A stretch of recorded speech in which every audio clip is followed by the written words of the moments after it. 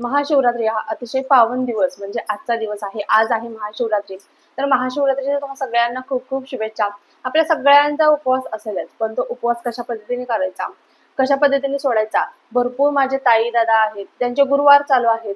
बघा, फक्त ताईच करतात असं नाही. प्रत्येक स्त्री, प्रत्येक पुरुष महाराजांचे आपल्या गुरुवार, 9 गुरुवार किंवा 11 गुरुवार ज्यांचे चालू आहेत किंवा उद्या ज्यांचा उद्यापन आला आहे, त्यांनी उद्या पण करायचं का नाही? त्याच पद्धतीने उद्या अमावस्या आहे व आज महाशिवरात्रीचा उपवास आहे. उपवास हा एकादशी सारखा असतो. तर तो उपवास कशा पद्धतीने सोडायचा व उद्याचा गुरुवार कशा पद्धतीने धरायचा हे आज आपण पाहणार आहोत. नमस्कार, मी पूजा आपल्या चॅनलवर तुम्हा सगळ्यांचं पुन्हा एकदा खूप खूप मनापासून स्वागत करते. तुमच्या सगळ्या इच्छा स्वामी महाराज लवकरात लवकर पूर्ण करू ही स्वामींची प्रार्थना करते व आजच्या आपल्या व्हिडिओला सुरुवात करते.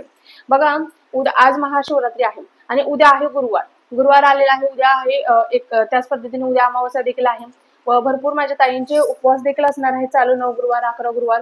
तर त्यांनी कशा पद्धतीने उपवास सोडायचा आहे व उद्याचा उपवास त्यांना लागू कसा होणार आहे, त्याच पद्धतीने गर्भवती स्त्रियांनी महाशिवरात्रीचं व्रत केलं असेल तर त्यांनी कशा पद्धतीने सोडायचं आहे, कशा पद्धतीने उपवास सोडायचा आहे ते आज आपण पाहणार आहोत. बघा, आज महाशिवरात्री आहे, उद्या गुरुवार आहे. तर तुम्हाला काय करायचं आहे, आज महाशिवरात्रीचा उपवास हा एकादशी सारखा पकडतो आपण. म्हणजे सकाळ संध्याकाळ दोन्ही वेळेस आपण उपवास पकडत असतो व दुसऱ्या दिवशी म्हणजे 1.5 दिवसाचा हा उपवास असतो. दुसऱ्या दिवशी तुम्हाला दुपारीपर्यंत म्हणजे जे टायमिंग सांगणार आहे त्या टायमिंग पर्यंत तुम्हाला उपवास सोडायचा आहे. तर कशा पद्धतीने उपवास सोडायचा? बघा, या दिवशी प्रत्येकाच्या ठिकाणी परंपरा जशी गाव बदलतं, वेश ओलांडली जाते, त्याच पद्धतीने प्रत्येकाच्या परंपरा हे वेगळ्या असतात. कोणी तिखट मीठ खात नाही, कोणी आंबट खात नाही, कोणी फक्त फलाहारावरती करतं, कोणी फक्त निर्जली उपवास करत असतं. आता आज प्रत्येकाने उपवास आपापल्या पद्धतीने पकडलेच असतील. आज थोडासा व्हिडिओ आपला लवकर आलेला आहे, कारण बघा ही माहिती सांगणं देखील तितकंच गरजेचं होतं. आणि उद्या भरपूर ताईंचे आपल्या गुरुवार आहेत, तर त्यांनी काय करायचं आहे, उद्या सकाळी बघा 8:30 पर्यंत 8:55चा मुहूर्त आहे. सकाळी 8-8:30 वाजता आपल्याला उपवास सोडायचा आहे महादेवांचा म्हणजे महाशिवरात्रीचा. महाशिवरात्रीचा आपल्याला उपवास सोडायचा आहे. तर हा उपवास सोडण्याच्या वेळेस काय करायचं, ज्यांचे गुरुवार आहेत, जर काय करायचं ते अगोदर जाणून घ्या. उपवास कशा पद्धतीने सोडायचा, सकाळी उठायचं आहे, लवकर आवरायचं आहे, त्या टायमिंग मध्येच तुम्हाला उपवास सोडायचा आहे. आजचा उद्या सोडायचा आहे.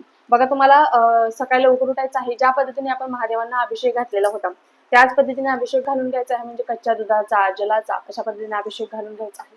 त्यांची पूजा करायची आहे. त्यांना जानवे किंवा वस्त्र, बेलपान सगळं समर्पित करायचं आहे. भस्म त्यांना समर्पित करायचं आहे. त्यांची पूजा करायची आहे आणि त्यांना दहीभाताचा नैवेद्य दाखवायचा आहे.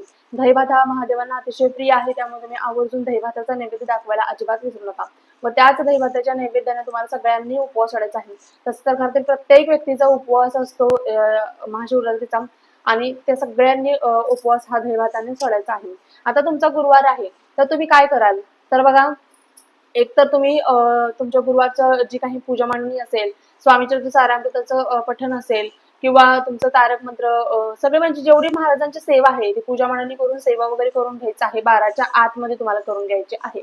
12च्या आतमध्ये तुम्हाला सगळी पूजा मांडणी सेवा वगैरे सगळं करून घ्यायचं आहे. नैवेद्य महाराजांना दाखवायचा आहे आणि जो नैवेद्य बाकीच्या सगळ्यांनी खाल्लेला आहे दैवताचा त्याच्यातून थोडासा तुमच्या नावाचा नैवेद्य तसाच ठेवून द्यायचा आहे आणि 12 नंतर तुम्हाला उपवास सोडायचा आहे. बघा, सकाळीच 12 नंतर तुम्हाला उपवास सोडायचा आहे व संध्याकाळच्या वेळेस तुम्ही फलाहार घ्यायचा आहे किंवा वरईचं तांदूळ वगैरे खाऊ शकता. कारण बघा, वरई महाशिवरात्रीला ही वर्च आहे. तर तुम्ही त्या दिवशी संध्याकाळी खिचडी असेल, फलाहार असेल किंवा वरई असेल उद्याच्या दिवशी तुम्ही करू शकता. म्हणजे बघा, तुमचा उपवास देखील सुटला जाईल व तुमचा उपवास देखील धरला जाईल. दोन्ही देखील गोष्टी होतात. त्यामुळे 12च्या आतमध्ये काही आता आम्ही सकाळची पूजा मांडणी करत नाही, आम्हाला सकाळी वेळ नसतो, आम्ही सायंकाळच्या वेळेस पूजा मांडणी करून पूजा वगैरे वाचत असतो. तर मग आम्ही कशा पद्धतीने उपवास सोडायचा? तर बघा, तुम्ही फक्त दहीभाताचा वास जरी घेतला तरी देखील तुमचा उपवास सुटला जातो. तुम्ही वास घ्या आणि नंतर दिवसभर तुम्हाला जे खाऊन तुम्ही फलाहार करता वगैरे ते खाऊन जर तुम्ही उपवास कंटिन्यू ठेवला व संध्याकाळी ज्यावेळेस तुम्ही उपवास सोडणार आहे महाराजांची सेवा वगैरे करून, त्यानंतर तरी तुम्ही पहिल्यांदा जो दहीभाताचा नैवेद्य होता तो खाऊन उपवास सोडायचा आहे. नंतर तुम्हाला जे खायचं ते तुम्ही करायचं आहे. तामसिक पदार्थ म्हणजे कांदा लसूण शक्यतो वापरू नका. तसं तर दहीभातच नैवेद्याला दाखवतात, त्यामुळे नैवेद्य फक्त दहीभाताचा दाखवायचा आहे, दुसरा कोणताही महादेवांना दाखवायचा नाही. आता अजून एक टिप म्हणजे बघा, जर तुम्हाला फक्त वासाने जमणार नाही तर तुम्ही वरईचा भात, वरई महाशिवरात्रीला वर्ज आहे तुम्हाला माहित आहे. तर गुरुवार सकाळी 8:30 नंतर म्हणजे तुम्ही ज्यावेळेस खाणार 11 साडे 11 वाजेपर्यंत ज्यावेळेस तुम्ही जेवणार त्यावेळेस वरईचा भात तुम्ही करून जरी खाल्ला तरी देखील चालेल. तुमचा उपवास सुटल्यात जमा होतो व सायंकाळच्या वेळेस तुम्ही जेवण करून उपवास सोडू शकता. अशा पद्धतीने जरी म्हणजे 3 गोष्टी तुम्हाला सांगितल्या. एक तर तुम्ही 12च्या आतमध्ये सेवा करा. 12 नंतर तुम्ही जेवण करून घ्यायचं आहे. जे घरात स्वयंपाक केलेला असेल तुम्ही, तो जेवण करून घ्यायचा आहे व सायंकाळच्या वेळेस तुम्हाला फलाहार घ्यायचा आहे. दुसरं म्हणजे फक्त तुम्ही जो दही भाताचा नैवेद्य दाखवलेला त्याचा वास घ्यायचा आहे आणि सायंकाळच्या वेळेस उपवास सोडायचा आहे, म्हणजे दिवसभर परत फलाहार वगैरे खात राहायचं आहे. तिसरं म्हणजे तुम्ही सकाळी वरईवर जे आहे महाशिवरात्रीला म्हणजे सोमवारी देखील आपण वरई खात नाही, म्हणजे महादेवाच्या कोणत्याच उपवासाला वरई चालत नाही. तर तुम्ही वरईचा भात खाऊन जरी उपवास सोडलात म्हणजे सुटल्यातच जमा होतो, तो उपवास खाऊन जरी तो भात खाऊन जरी तुम्ही उपवास सोडलात तरी देखील चालणार आहे. अशा पद्धतीने तुम्हाला 3 गोष्टी मी सांगलेल्या आहेत. तिन्हीपैकी तुम्हाला जे योग्य वाटेल ते तुम्ही करायचं आहे. अशा पद्धतीने गुरुवारचं तुम्हाला उपवास देखील पकडायचा आहे व उपवास देखील सोडायचा आहे. व त्याच पद्धतीने बघा, आता उद्या अमावस्या आहे तर आम्ही उपवास गुरुवारचं उद्यापन करायचं काम. तसं तर गुरुवारच्या उद्यापनाला अमावस्या वगैरे आली, दिवस खूप चांगला असतो. सुरुवात आपण उद्या म्हणजे गुरुवाराला सुरुवात आपण त्या दिवशी करू शकतो अमावस्या असेल तरी. पण उद्यापन अमावस्येच्या दिवशी करू नका. आणि ज्यांना पटत नाही, ज्यांना करायचं आहे, त्यांची इच्छा खूप आहे उद्याच्याच दिवशी उद्यापन करायचं त्यांनी करा. आणि जे थांबू शकतात त्यांनी पुढच्या गुरुवारी जरी उद्यापन केलं तरी देखील चालणार आहे. अशा पद्धतीने महाशिवरात्रीचा उपवास कशा पद्धतीने सोडायचा व गुरुवारचा उपवास कशा पद्धतीने कंटिन्यू करायचा याबद्दल आपण खूप सविस्तर व खूप महत्त्वाची माहिती पाहिलेली आहे. तुम्हाला व्हिडिओ कसा वाटला आवर्जून कमेंट बॉक्समध्ये कमेंट करून सांगा.